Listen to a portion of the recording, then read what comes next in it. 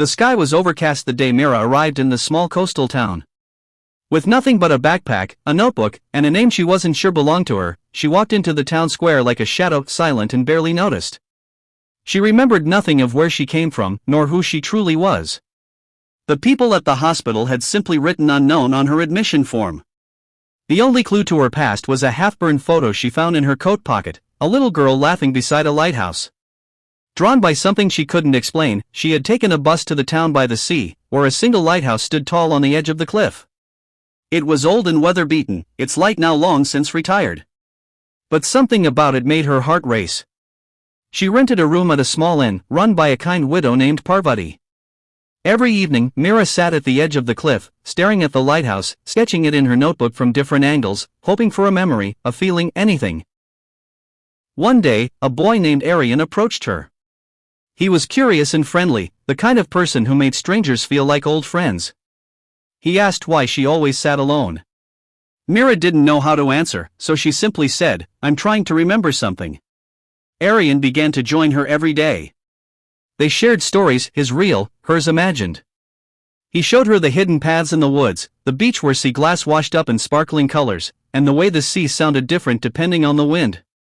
In return, she shared her drawings, her laughter, and the hollow ache she carried. Weeks passed, and still the memories didn't return. But something else did: comfort. Trust. A warmth that grew quietly in Arian's presence. One evening, as the sun dipped into the horizon, Mira stood before the lighthouse door, her hands trembling. Arian had found the old keeper's key in a local museum, and now it sat in her palm like a forgotten truth. She stepped inside. The scent of salt, oil, and thyme filled her nose. The narrow spiral staircase led her upward, each step echoing with possibility. At the top, she looked out at the endless sea. The wind whispered around her, and suddenly, like a storm breaking, the memories came crashing back. A family trip. A fire. Screams. Her father's arms around her.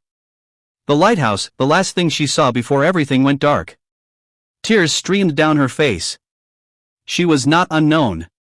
She was Mira Sanyal. And this place, this sea, had once held both her joy and her grief.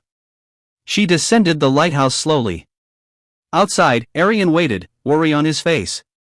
Mira smiled through her tears. "I remember," she whispered. He didn't ask what. He simply nodded.